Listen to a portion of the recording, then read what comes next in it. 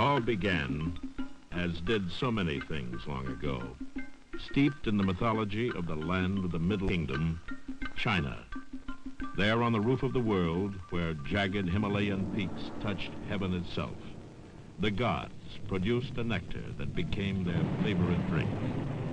And in their unending compassion for the human race, they let some of the nectar fall to earth, so that mankind could use it to attain delight, to lose all fear, and to release hidden desires. From this heavenly nectar grew a humble yet magical plant, a weed rising 10, 15, 20 feet toward the heavens, and capable of taking man's very being with it. A curious plant, tall and sturdy. In the male variety, a stalk of strong cordage fibers destined to produce the material man would use to bind together his external world, hemp. In the female, clusters of delicate flowers in which lurked a resin, a nectar, destined to cut the tenuous ropes that bound together man's inner world.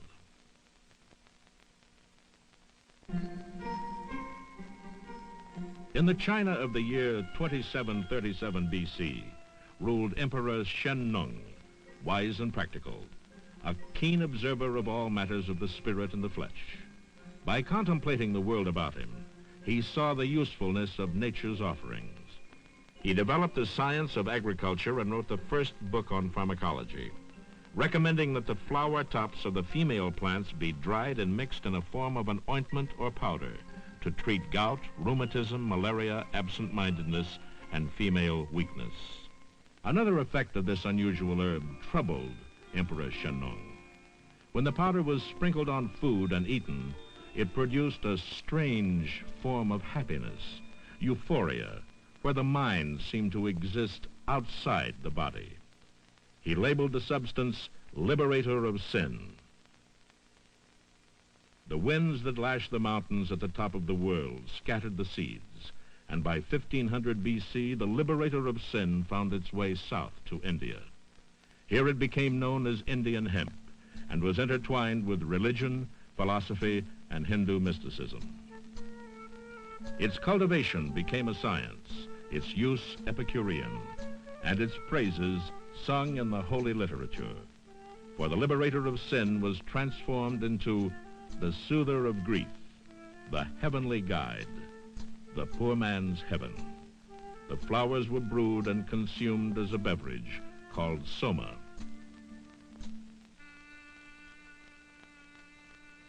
Like wild winds, the droughts have raised me up. Have I been drinking soma? In my glory, I passed beyond the sky and the great earth. Have I been drinking soma? I will pick up the earth and put it here or put it there. Have I been drinking soma? Soma again resembled nectar of the gods, celebrated in hymns and prayers, bringing inspiration, wisdom, and immortality. By 800 BC, only the resin from the flower clusters was used, coaxed out and prepared as a paste to be chewed as a food itself. This pure resin, many times more powerful than soma, was called charas. Trade routes replaced the winds as messengers of the heavenly guide, and by the 5th century BC, Indian hemp had reached the Middle East. There, peoples of Scythia and Thrace made clothing from the fibers, and the Scythians observed a strange funeral custom involving the plant. After the funeral ritual, purifications would begin. Hemp was thrown on heated stones and the smoke inhaled. Breathing the fumes, they would howl in joy, then exhausted, fall into a deep sleep. By the 1st century AD, the healing power of hemp was rediscovered by Dioscorides, who recommended a mixture of hemp seeds to soothe inflammation.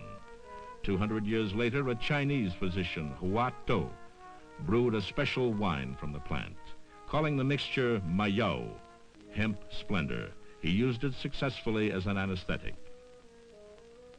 By the 5th century, use of hemp had reached most of the Middle East and Europe. Arab doctors prescribed hemp and hemp seeds for a variety of ailments, promising relief for the patient and new stature for this strange weed.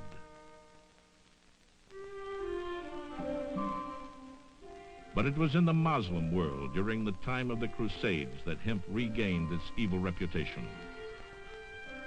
Hassan ibn Sabah, self-appointed executioner of false prophets and infidels, brought to his mountain fortress a group of young warriors, each of whom was assigned a man to murder.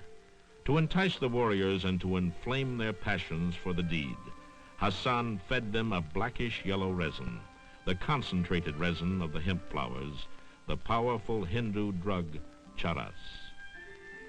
From the name of Hassan, the group of murderers gained the name assassin, to this day linked with hashish, the powerful drug they used.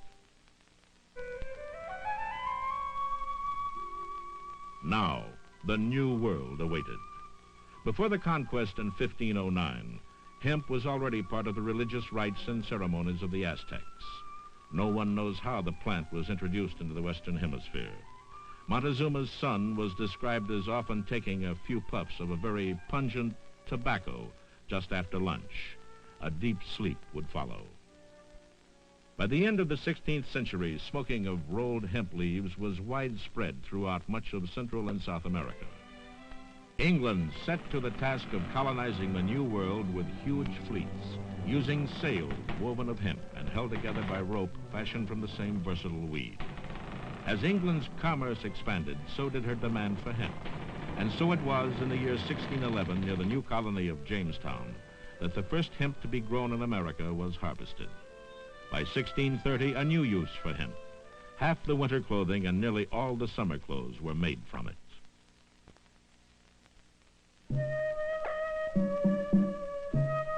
But this plant was not new to the American Indian. French writer Jean Leander described the tribes and their medicine men. The priest burns dry leaves and, with a hollow stalk or a pipe, draws in the smoke and is transported to the point of losing all contact with his surroundings, as if in ecstasy, letting himself fall to the ground, completely relaxed and motionless. 1753, a new name was found for the Indian hemp plant, Cannabis sativa, a name carefully chosen, meaning cane-like plant, properly christened and respectfully included into that grand and orderly botanical scheme of things by Linnaeus, categorizer of the world's flora. In England and America, cannabis remained a commodity of industry, the second largest crop in the South, with many farmers planting it, as the diary of one Virginia planter reveals. May 12th, 1765, sowed hemp at Muddy Hole by the swamp. August 7th, began to separate the male from the female hemp. Soon technology began to outstrip the usefulness of hemp. Steam doomed the sailing ship, and with it the huge sails woven of hemp. And introduction of the cotton gin in 1793 assured cheaper cotton clothing. The opening of the West in the 19th century gave brief renewal to the hemp industry through rising demand for rope and cloth for covered wagons. But hemp as a commercial product reached its peak by the Civil War. Meanwhile, another war, thousands of miles away, reawakened scientific interest in cannabis.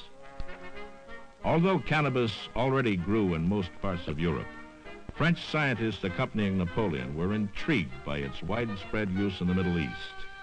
So beginning in the mid-19th century, hemp preparations were introduced into Western medicine, and experiments with the plant challenged both scientists and intellectuals for the rest of the century. It gives relief from pain and increases the appetite in all cases. And is effective in treating fatigue, rheumatism, rheumatic neuralgia, cough, asthma, and delirium tremens. As a remedy for the relief of supraorbital neuralgia, no article affords better prospects than cannabis. For migraine, cannabis is probably the most satisfactory remedy. Not to be outdone by modern medicine men, intellectuals of Western Europe promptly organized to find new uses for cannabis. 1846, the Club des Hachachines is formed in Paris by Théophile Gautier, one of the first to write of the effects of cannabis in his celebrated work, Artificial Paradise, and Charles Baudelaire, who wrote of cannabis, One will not find anything admirable in the intoxication, except one's own sharpened nature.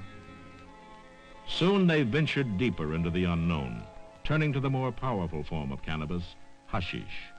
Concerned French officials clamped down, and for the first time in nearly 5,000 years, cannabis users were forced from the open streets into secret dens.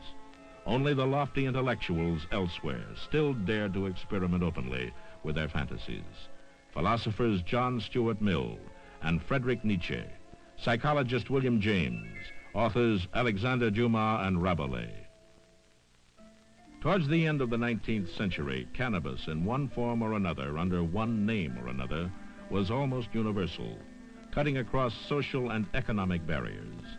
It was ground to powder and eaten or consumed as a beverage. It was burned in clay pipes and hookahs, in cigarettes and stone vessels. It was praised in song and hymn, and damned in word and deed. It was used for religious purposes and medical purposes, to relax its user or to send him into acts of violence. Its users were the indolent and the industrious, the evil and the religious, the intellectual and the warrior.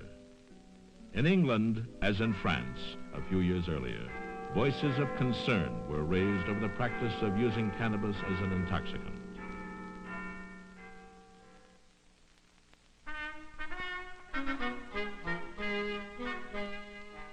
(1894), with the British Army in India, the Hemp Drugs Commission first organized study of the effects of cannabis.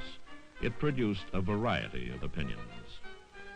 Major Kopp, as a surgeon, would you say the habitual moderate use of any of these varieties of hemp produces any noxious effects, either physical, mental, or moral? No. Mr. Chairman, my answer is yes. They weaken the constitution, produce loss of appetite, dysentery, asthma, bronchitis, impair the moral sense, induce laziness, habits of immorality, or debauchery. Evidence on these points is conflicting. It is the conclusion of this commission that in every instance the moderate use of hemp appears to cause no appreciable injury of any kind to the physical, mental, or moral well-being of the user. Excessive use, however, does cause injury. The 20th century, America's industrial expansion accelerated. Migrant workers from Mexico brought with them not only willing muscle, but also a bit of their own culture, little bags of mota, chopped cannabis plant, offering both gaiety and relaxation at the end of their labors. And it gave a new word to the American lexicon, marijuana, Mexican for Mary Jane. At last, Americans were to be confronted with an age-old custom and problem.